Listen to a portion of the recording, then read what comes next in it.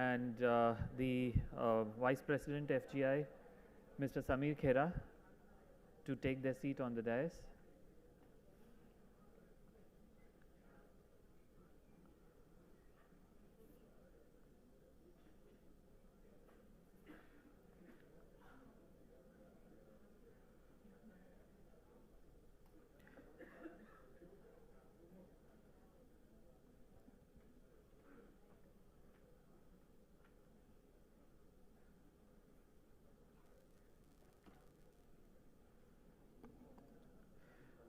We are delighted to have with us Mr. Erik Solheim, the 6th and former UN Environment Executive Director and Under Secretary General of the United Nations, and also a former Minister of Climate and Environment of Norway. Mr. Solheim is a well-known global leader on environment and development, as well as an experienced peace negotiator. He served as Norwegian Minister of Environment and International Development from 2005 to 2012. During that period, he initiated the global program for conservation of rainforests and brought through game-changing national legislation, among them the Biodiversity Act and legislation to protect Oslo city forests. He brought Norwegian development assistance to 1%, the highest in the world. He led the peace efforts in Sri Lanka from 1999 to 2009 as the main negotiator of the peace process and played a vital role in peace processes in Nepal, Myanmar, and Sudan. Mr. Solheim was the executive chair of OECD Development Assistance Committee, the main body of world donors from 2012 to 2016, and executive director of UN Environment from 2016 to 2018. Currently, he is the Vice President of the Belt and Road Green Development Coalition in Beijing. Mr. Solheim is International Environment Advisor to Ranil Wickremesinghe, the President of Sri Lanka and member of the Climate Council of Chief Minister M.K. Stalin in Tamil Nadu.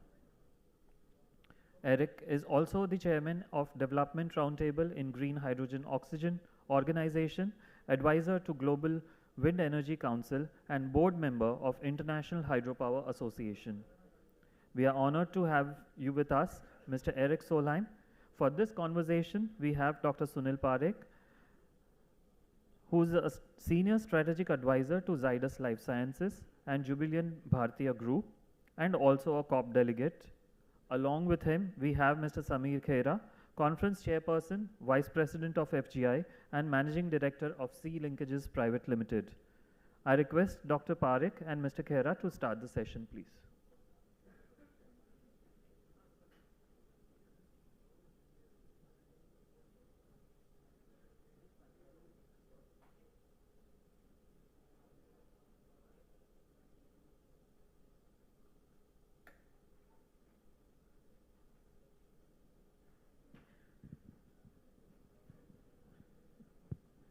Good afternoon, or rather good morning, Mr. Solheim. I'm sorry, but I think the sound, Premal, the sound, his sound is not clear. He can hear us, we can't hear him. Just give us a second. Yeah, I can hear you loud and clear. Okay. I can hear you loud and clear. Yeah. So it's good morning to you and good afternoon to us. We've just come back from a lunch. And we have had a good session so far this morning. We've gone through the whys and whats of sustainability and ESG. I have with me Dr. Parekh, who's a COP delegate himself. He's off to Dubai soon. Mr. Parekh, you want to initiate, Dr. Parekh rather, would you like to initiate the question, please?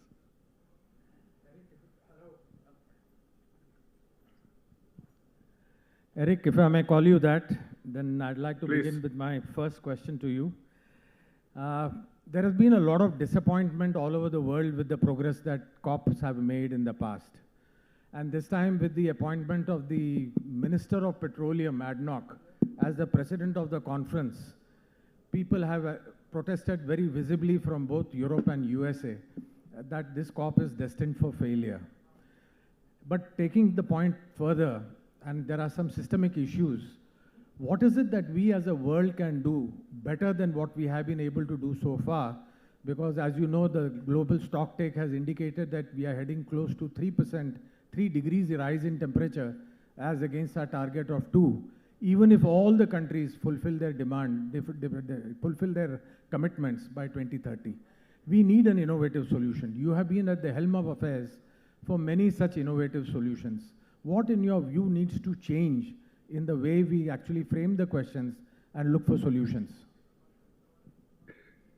No, thank you for this great question. I'm in fact on the way to the climate meeting in Dubai this afternoon. And of course, no one expects any kind of breakthroughs from this event. The bad news is that basically nothing will come out of the talks in Dubai. The good news is that it doesn't really matter that much because it's not the diplomacy which will save the world. Diplomacy is about small wins and gains, changing the text here and there, very often with hardly any real application in the outside world. I mean, look, 2 years back, someone even blamed India for climate change. Well, US emissions per capita up to this point is 25 times Indian emissions per capita.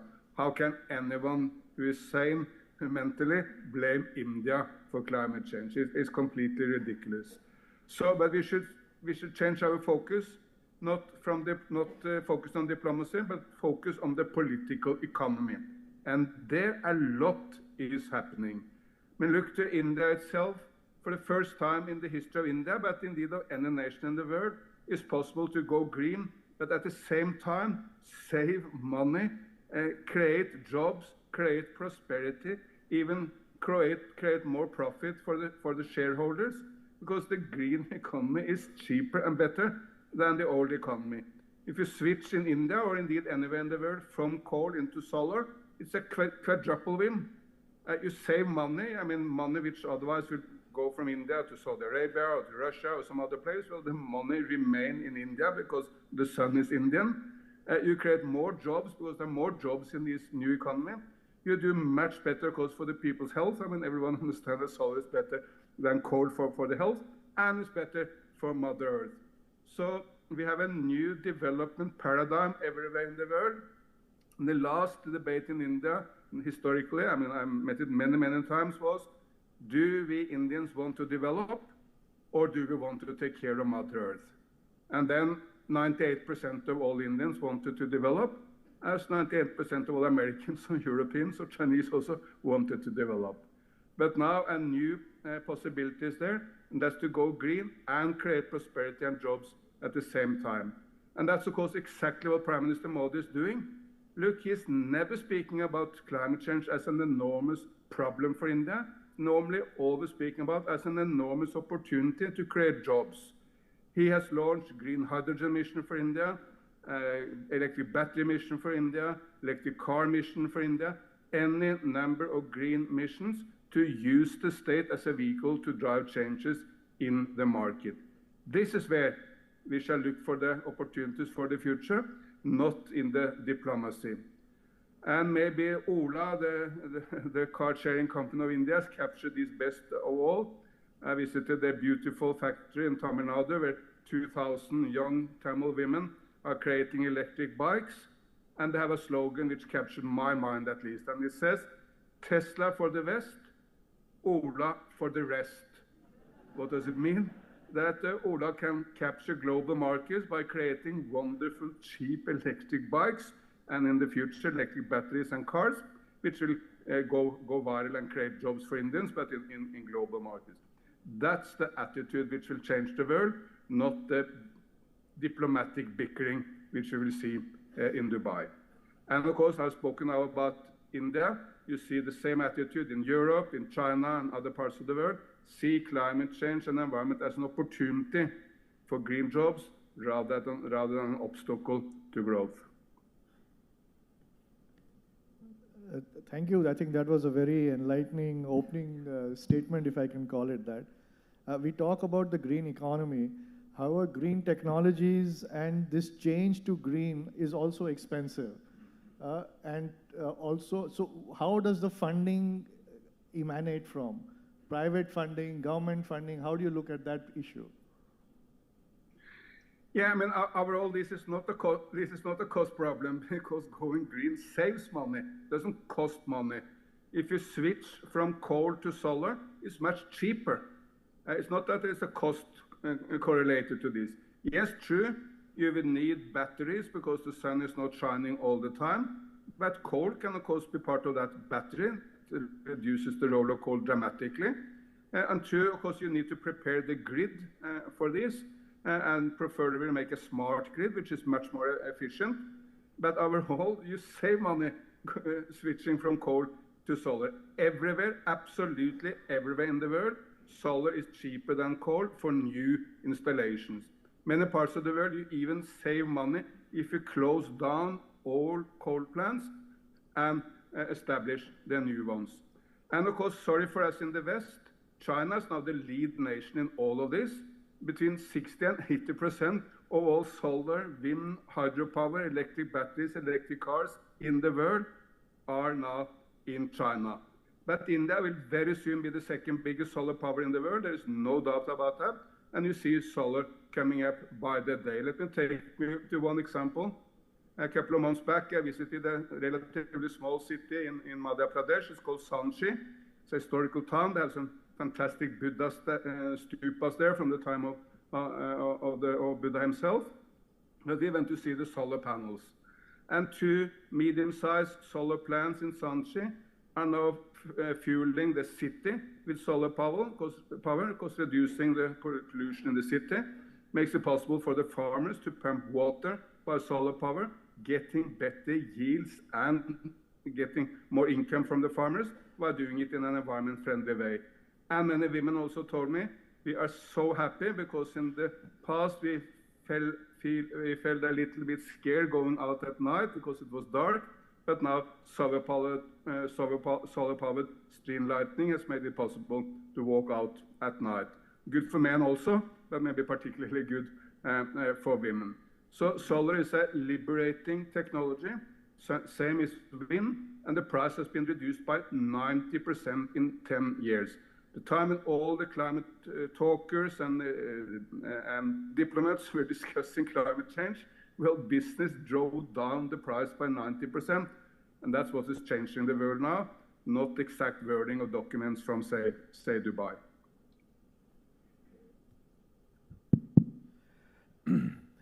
What we have heard about Scandinavian countries is very encouraging. You have achieved many, many good examples of being the first in the world for greening. Can you please highlight some of these outstanding examples that shine in the world, and how did you finance them? Let me on one really success story from my nation, Norway, and that is we have the highest penetration of electric cars in the world right now. I mean, China has a much bigger volume because the nation is bigger, but we have now more than 90% or around 90% of all new cars in Norway are now electric. So very soon the entire fleet will go electric. How did that happen? The government made an introductory offer for everyone who wanted to purchase an electric car. We changed the tax burden because all cars have taxes, but we put more, all cars are taxed, but we put more taxes on gasoline cars and less taxes on electric cars so that the relative price became better for electric cars. And secondly, we made some introductory offers for those who wanted to buy electric cars. We said you can drive in the bus lanes into town, so you save a lot of time when you get to job in the morning. We will reduce the levy on ferries for you because we have a lot of ferries in Norway, as you can imagine, crossing all our fjords. And on parking lots, you got preferable treatment if you had an electric cars.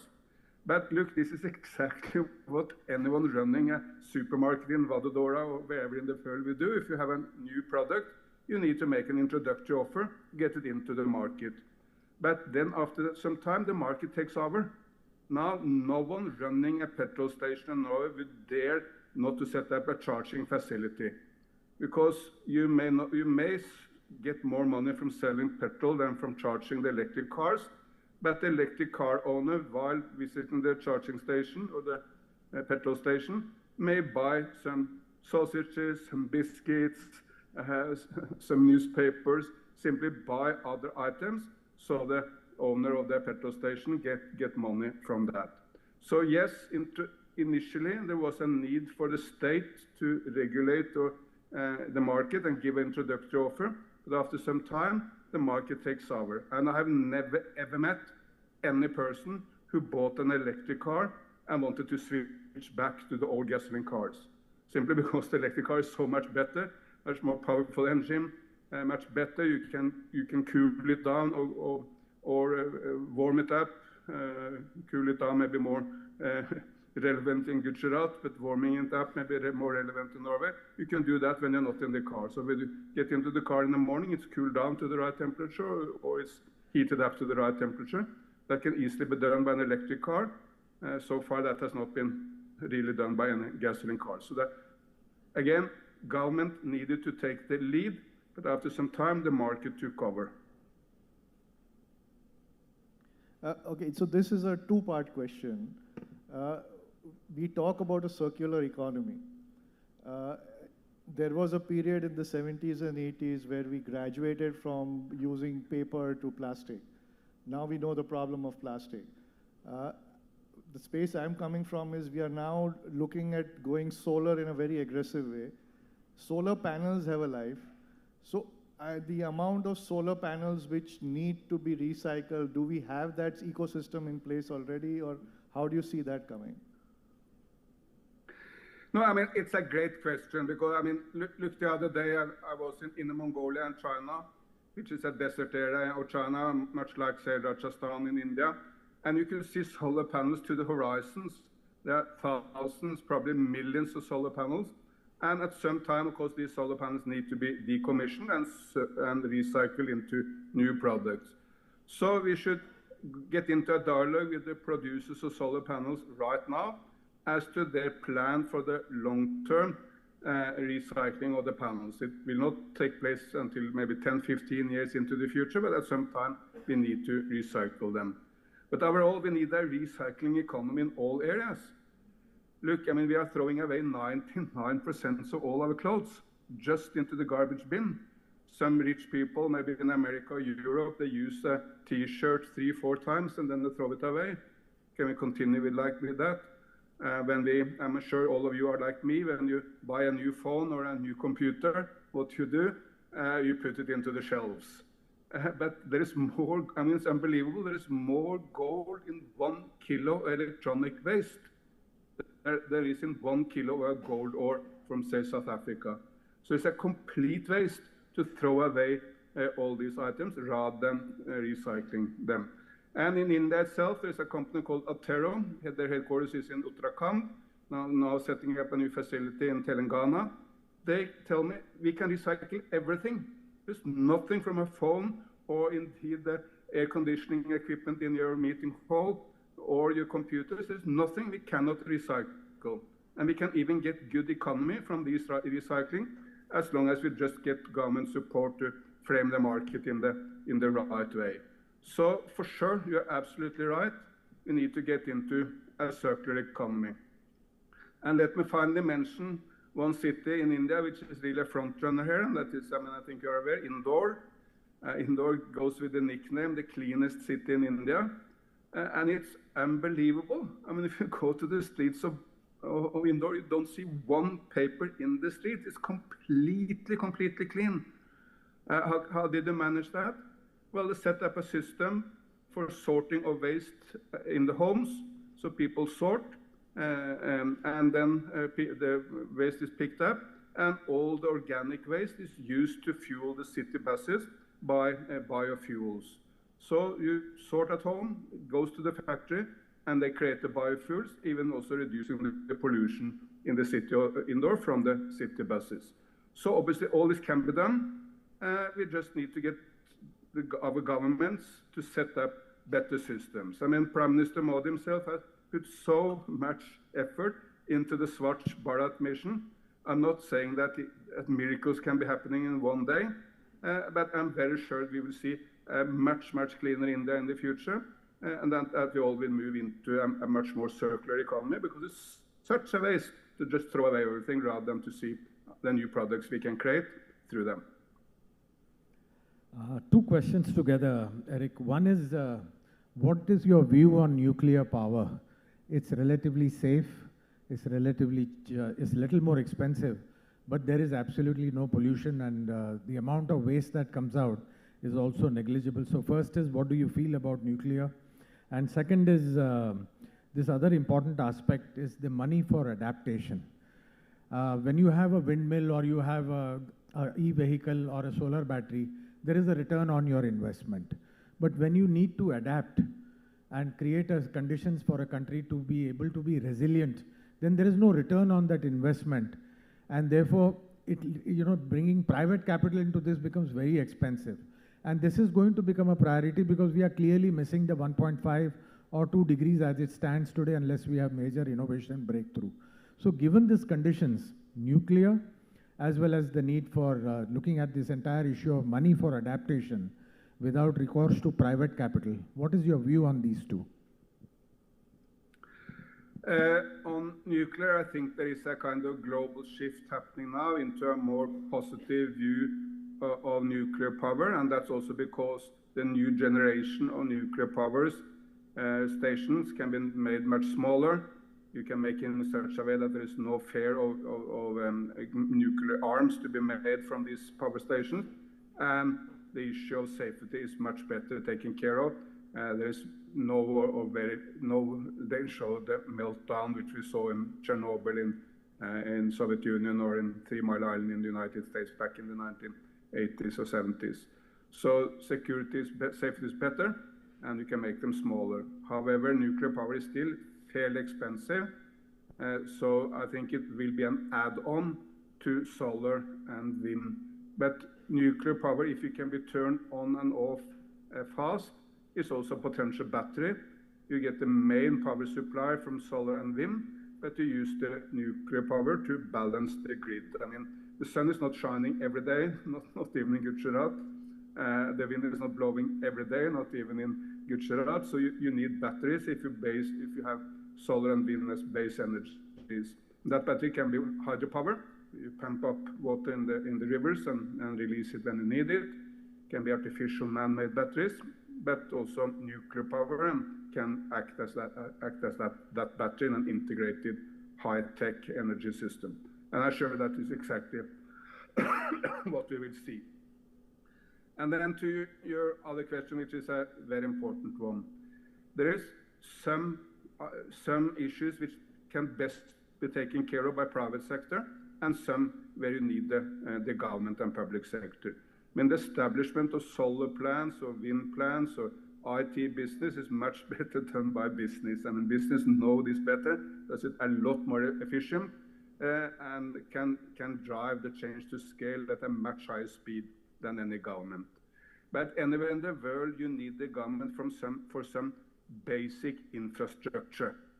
When the Chinese has built 40,000 kilometers of high-speed rail in the last 15 years, when you will be able to go from Vadodara to Delhi with, I think, 1.5 hours if you had the Chinese high-speed rail.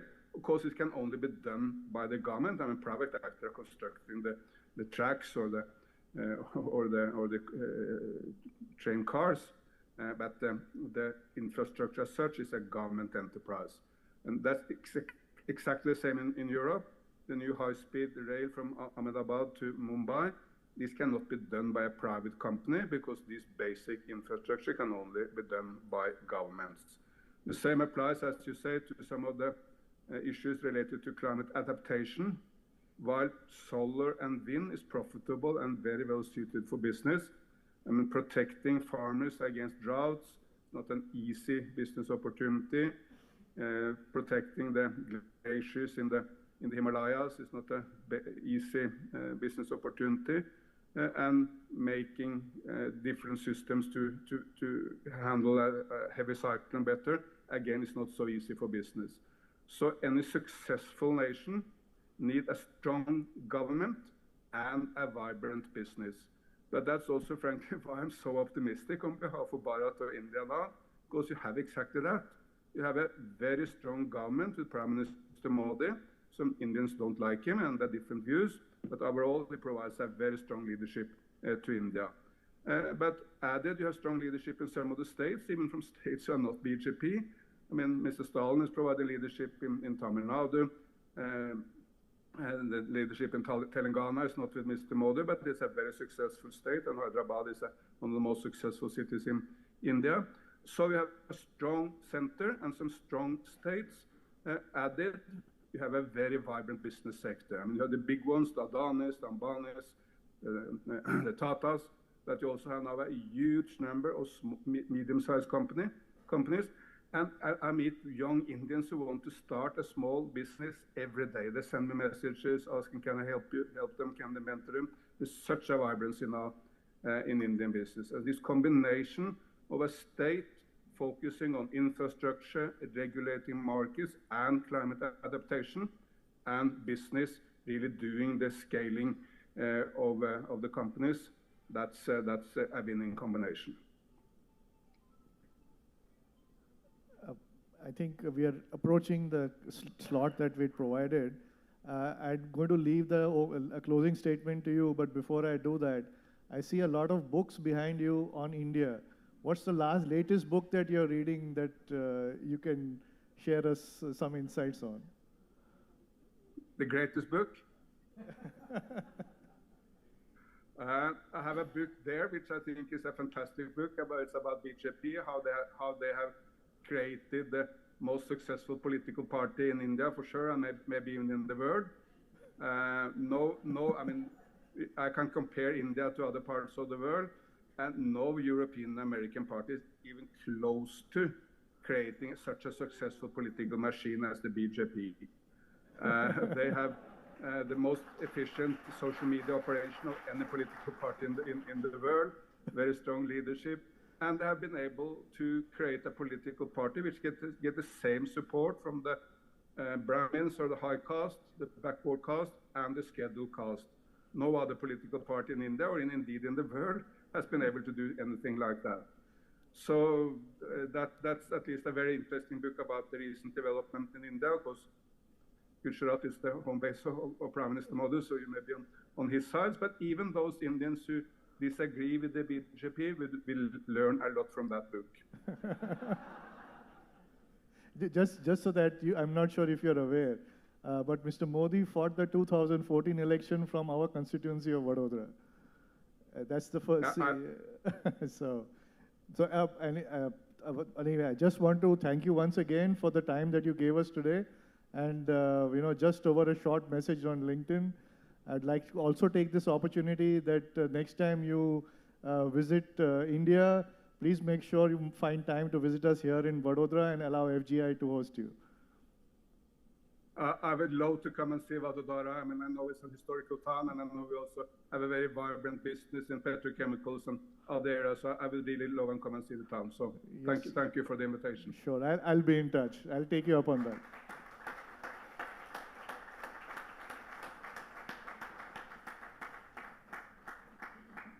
Thank you once again.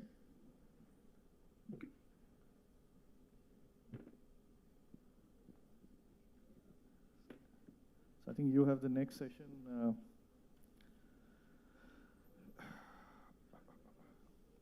So I think we'll start with the presentations. You want all of them on stage, or do you want to call them one by one? Yeah? Take 2 minutes to arrange that. Yeah. Okay.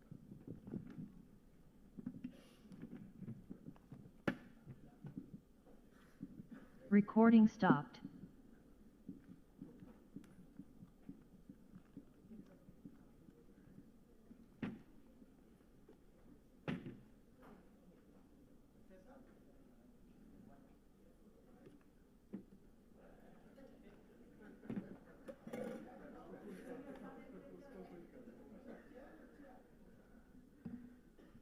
Thank you, Mr. Erik Solheim, for agreeing to be part of our national conference and for sparing the valuable time with us today.